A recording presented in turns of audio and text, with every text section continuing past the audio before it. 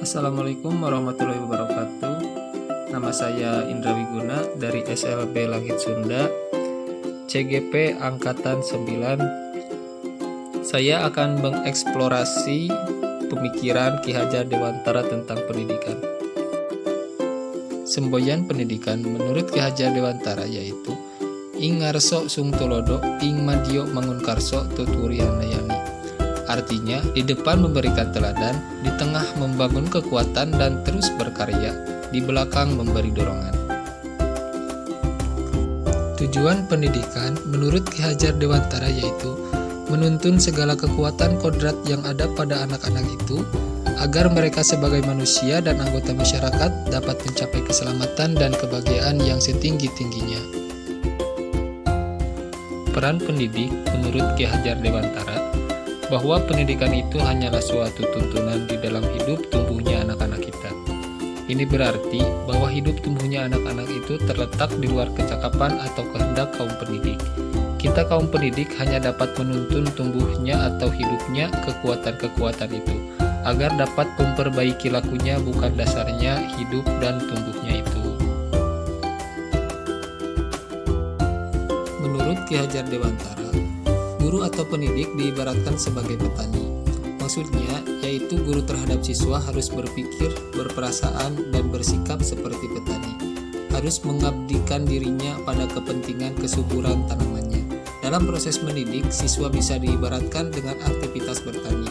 Sebagaimana seorang guru tidak bisa mengubah sifat dan jenis karakter siswanya, maka sama halnya seorang petani juga tidak bisa mengubah sifat dan jenis tanaman menjadi jenis tanaman lain yang berbeda dasar sifatnya. Guru sebagaimana petani hanya bisa memperbaiki, merawat, dan menyuburkan tanaman sehingga tanaman dapat tumbuh dengan baik. Guru sebagaimana petani juga tidak bisa memaksa tanaman mempercepat buahnya agar segera bisa dipanen demi kepentingan mendesak. Tapi semua itu harus diikuti dengan kesabaran, ketelatenan, dan keuletan.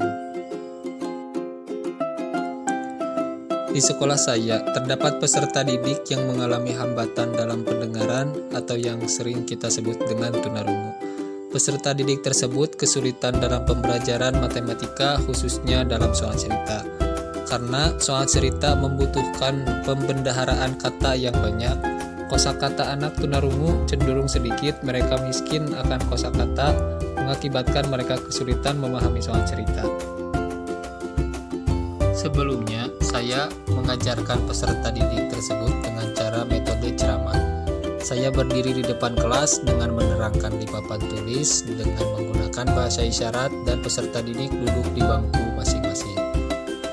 Setelah saya mempelajari pemikiran dari Ki Hajar Dewantara, saya merubah yang tadinya saya sebagai pusat dari pembelajaran menjadikan peserta didik menjadi pusat dari pembelajaran, yaitu dengan mengajarkan peserta didik matematika mengenai soal cerita langsung di tempat perniagaan berlangsung, yaitu pasar.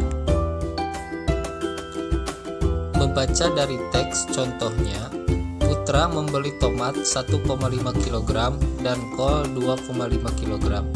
Harga 1 kg tomat Rp8.000, sedangkan harga 1 kg kol Rp5.000. Berapakah yang harus dibayar Putra?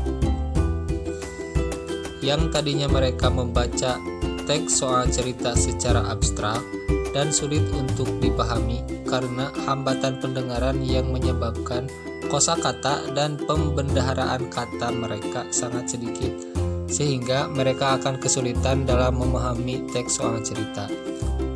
Akan tetapi, setelah terjun langsung di tempat perniagaan yaitu pasar, mereka menjadi lebih mengerti karena mereka langsung menjadi pusat dari pembelajaran. Tantangan dan solusi.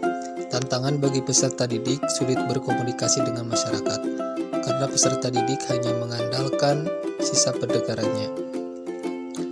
Solusinya dengan menggunakan aplikasi speech to text. Sekian dan terima kasih. Wassalamualaikum warahmatullahi wabarakatuh.